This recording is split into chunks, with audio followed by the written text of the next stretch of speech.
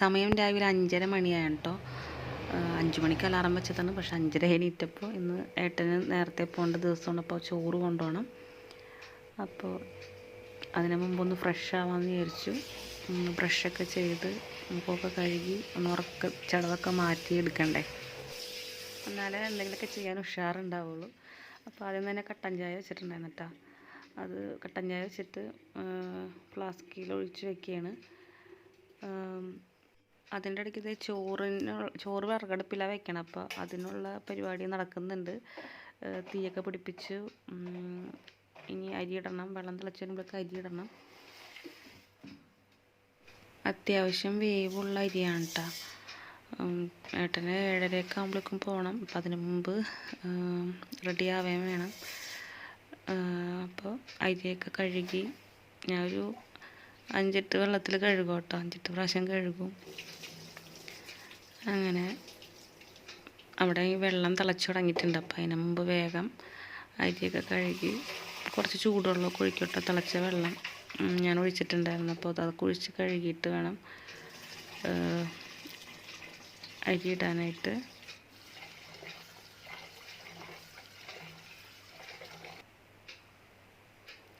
അങ്ങനെ അരിയൊക്കെ അടുപ്പത്തിട്ടു. അത് കഴിഞ്ഞിട്ട് ഇനി വേഗം തന്നെ കൂട്ടാനുള്ള പണി നോക്കണം. അരിയുടെ മുകളിൽ ഇങ്ങനെ വെള്ളം വെക്കും കേട്ടോ. ചോറിലെ വെള്ളം തിളയ്ക്കുന്നതനുസരിച്ചിട്ട് നമ്മൾ മുകളിൽ വെക്കുന്ന വെള്ളം നല്ലോണം ചൂടാവുമല്ലോ. അപ്പോൾ അത് കുളിക്കാനും എടുക്കാം.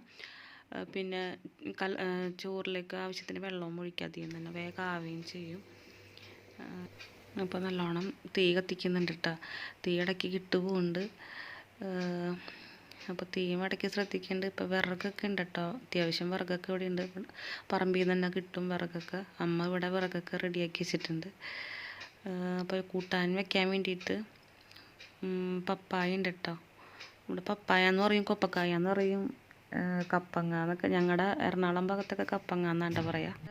ചേട്ടൻ്റെയൊക്കെ വീട് വെള്ളിക്കുളങ്ങര തൃശ്ശൂർ ഭാഗമാണ്. അപ്പോൾ അവിടെയൊക്കെ പപ്പായ കൊപ്പക്കായ എന്നൊക്കെ പറയും. അപ്പോൾ നോക്കിയപ്പോഴാണ് അതേ പഴുത്തു. ഉള്ളിൽ പഴുത്തിട്ടുണ്ടായിരുന്നു. പുറമേ നോക്കിയപ്പോൾ എനിക്ക് വലിയ കുഴപ്പമൊന്നും തോന്നിയില്ല. ഉപ്പേരിക്ക് വെക്കാമെന്നൊക്കെ വിചാരിച്ചു. അപ്പോൾ നോക്കിയപ്പോൾ പഴുത്ത്. പിന്നെ ഇനി എന്താ ചെയ്യുക, അതങ്ങോട്ട് മാറ്റി വെച്ചു. അത് കഴിഞ്ഞിട്ട് ഞാൻ പയറെടുത്തിട്ടുണ്ടായിരുന്നു, ഉണക്കപ്പയറില്ലേ. അപ്പോൾ പയറെടുത്ത് വേഗം കൂട്ടാൻ വെക്കണം. സമയം ദാദി എന്നും പറഞ്ഞൊക്കെ പോവും. അപ്പോൾ അതേ ഉണക്കപ്പയർ നല്ലോണം കഴുകുന്നുണ്ട്. അതിനുള്ള കേടൊക്കെ ഉള്ളതൊക്കെ ഉണ്ട്. അതൊക്കെ എടുത്ത് മാറ്റി എന്നിട്ടത് നല്ലോണം കഴുകി കുക്കറിലാണ് ഇടുന്നത്. കുക്കറിലാകുമ്പോൾ വേഗം വെന്തോളും. അപ്പോൾ കുറച്ച് ഉപ്പൊക്കെ ഇട്ടിട്ട് ഉപ്പിട്ടിട്ടാണ് വേവിക്കുന്നത്. ആവശ്യത്തിന് വെള്ളവും ഒഴിച്ചിട്ട് ഒഴിക്കാൻ വെച്ചിട്ടുണ്ട്. വിസിലൊക്കെ വന്നിട്ടുണ്ട്.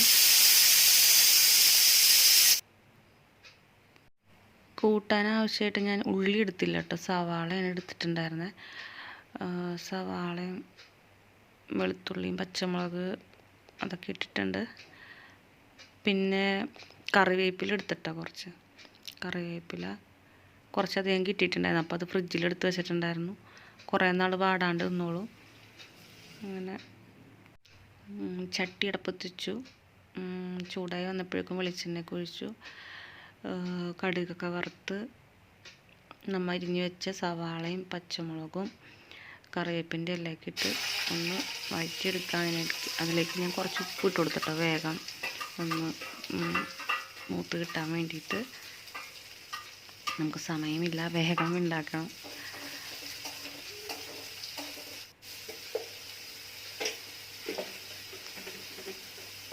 അത് കഴിഞ്ഞിട്ട് ഞാൻ പിന്നെ ഇതിലേക്ക് ചതച്ച മുളകാണ് ഇടുന്നത്. ഉണക്കമുളക് ചതച്ചതായിട്ട് ഇട്ട് കൊടുക്കുന്നത്. എനിക്ക് ഭയങ്കര ഇഷ്ടമാണ്. ഉപ്പേരിയിലും കറിയിലൊക്കെ അത് ഇടുന്നത് ഭയങ്കര ഇഷ്ടമാണ്. ഉപ്പേരിയിലാണ് കേട്ടോ, കറിയിലല്ല, ഉപ്പേരി. ഇതിപ്പോൾ ഞാൻ ഇത്തിരി ചാറായിട്ടാണ് ഉണ്ടാക്കാൻ പോണേ. അപ്പം ഞാനത് ഇട്ടു. വേവിച്ച് വെച്ച പയറും ഇട്ടിട്ടുണ്ടായിരുന്നു. ഉപ്പ് ഇത്തിരി കുറവുണ്ടായിരുന്നു. അപ്പോൾ അതൊക്കെ ഞാൻ ഇട്ട് കൊടുത്തിട്ടുണ്ട്. എരിവൊക്കെ കുഴപ്പമില്ല. ഇത്തിരി കൂടിപ്പോയി എരിവ്, എന്നാലും കുഴപ്പമില്ല. രാവിലത്തേക്ക് പുട്ടുണ്ടാക്കാമെന്ന് വെച്ചപ്പോൾ പൊൻകതിറിൻ്റെ പുട്ട് പൊടിയാണ് കേട്ടോ. അപ്പോൾ അതാണ് എടുത്തിട്ടുണ്ടായിരുന്നത്. അതാകുമ്പോൾ പിള്ളേരും കഴിക്കാൻ ഇഷ്ടമാണ് പിള്ളേർക്ക്.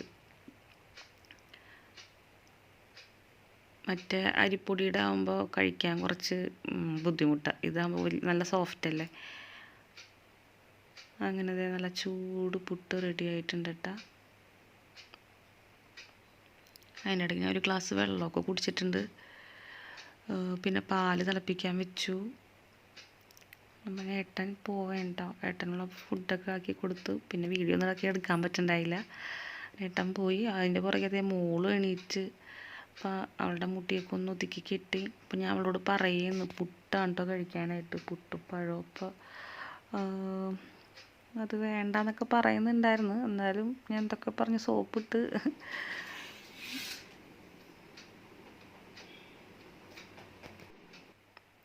അങ്ങനെ ഓരോ കഥയൊക്കെ പറഞ്ഞ് കഴിപ്പിക്കേണ്ട. കഴിക്കാൻ ഭയങ്കര മടിയാണ്. അതും ഇതൊക്കെ പറഞ്ഞിട്ട് വേണം ഒന്ന് കഴിക്കാനായിട്ട്. അപ്പോൾ ക്യാമറ ഓൺ ചെയ്ത് വെച്ചതുകൊണ്ട് കഴിക്കുന്നുണ്ടായിരുന്നു കേട്ടോ.